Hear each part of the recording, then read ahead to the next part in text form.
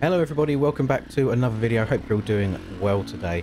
So I was luckily enough to be able to swing a leg over the new Ducati Desmo450 MX, which was a very fun day out at Apex Motocross. Now for any of you that are just finding this video because you're looking online to see any reviews of the Desmo, it's worth me kind of mentioning what kind of rider I am. So on my best day, I'm intermediate, on my worst day, I'm a wobbler, and that's all there is to it.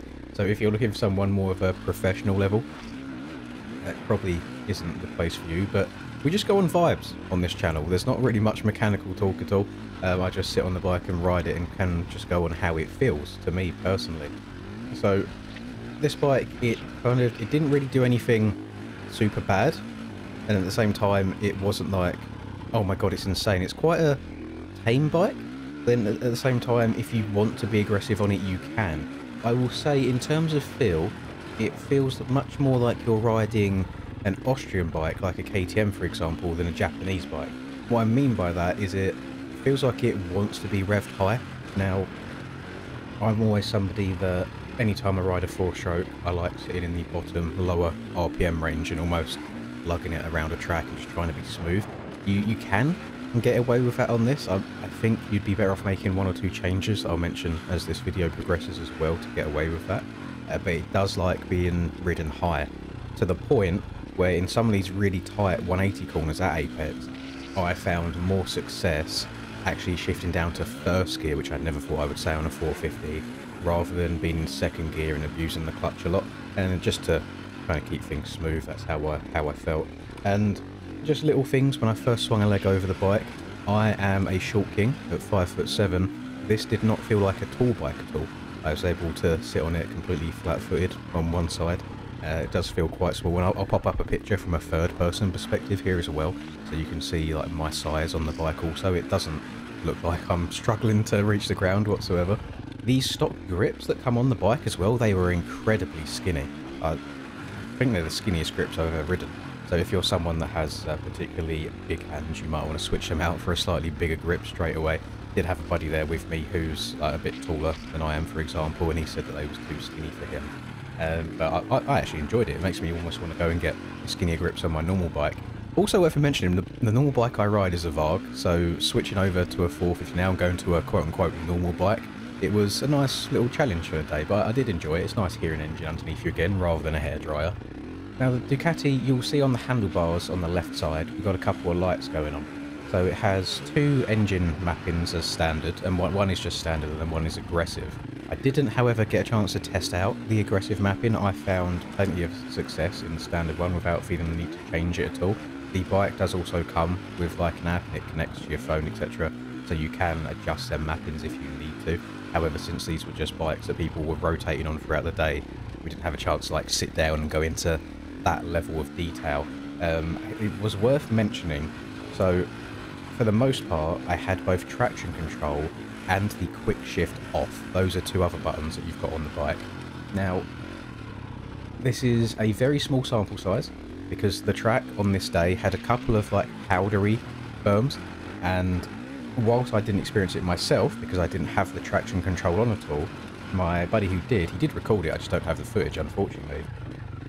The traction control did seem to hinder him in a lot of the corners. So if you wanted to go into a powder berm, bang the throttle on, get the back end lit up and go, it would spin up for half a second, and then the traction control kick in and be like, no, you don't want to do that, and then basically stop it and cut the engine to the point where he actually stalled at one point with the clutch half in and the throttle pretty much wide open. So whilst it was a small sample size, probably not the kind of track you're meant to have it on anyway, but I just thought I'd throw that out there. If it would be much more suited for like Blue Groove, for example. So I didn't get too much time to test out that traction control based on his feedback. Then the other thing that I thought was odd, and again take this with a pinch of salt, the bike has quick shift that you can turn on the handlebars, and without it on, I found myself being able to shift up and down the gearbox, no problem at all, no false neutrals, didn't even have to chop the throttle whatsoever, and it was fine. Now when I did turn the quick shift on, it was almost like it was an over-exaggerated chopping of the throttle by the bike itself.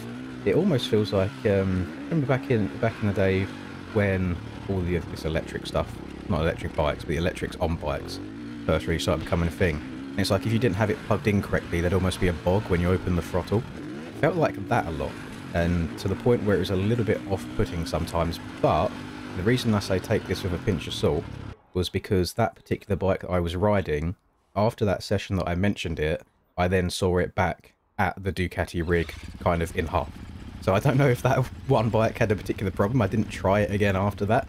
But yeah, it's worth mentioning that. With quick shift off, I felt like I could shift up and down the box really quickly, no problem at all. With it on, it was almost like an exaggerated chopping of the throttle when you would shift up, for example, along a straight.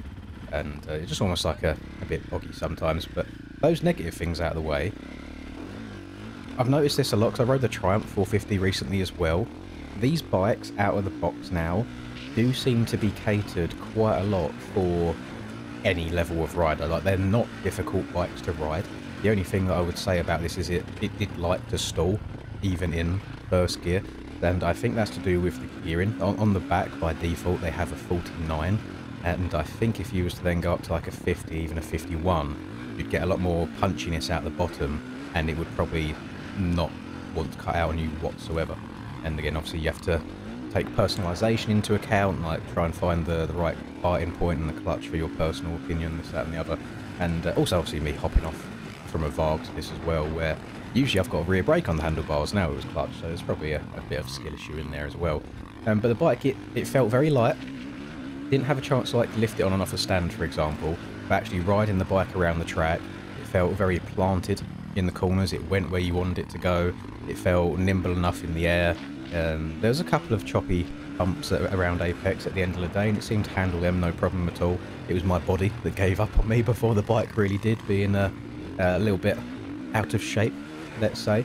But it was a nice bike overall. It really, really was. And considering it's their, I believe, first proper attempt at doing this, it looks like they're in the right place. There's nothing, other than like the little queries with how the traction control and the quick shift and stuff work, there was nothing I would say that I hopped on it that I particularly disliked about the bike, which is always a good thing. You know, it's not too shabby at all.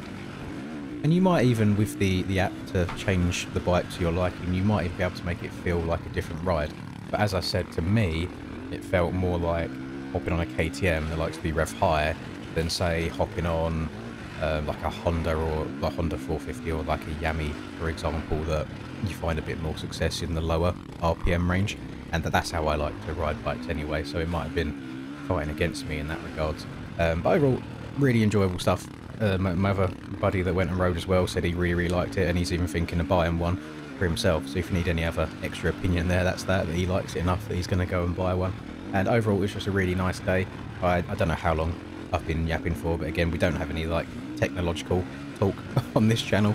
It is just purely vibes and first impressions. And if I went home at the end of the day enjoying the day, then the bike couldn't have been bad whatsoever. I feel like I said more negatives than positives in this, but it really didn't feel that way. I'm just kind of pointing out what I felt.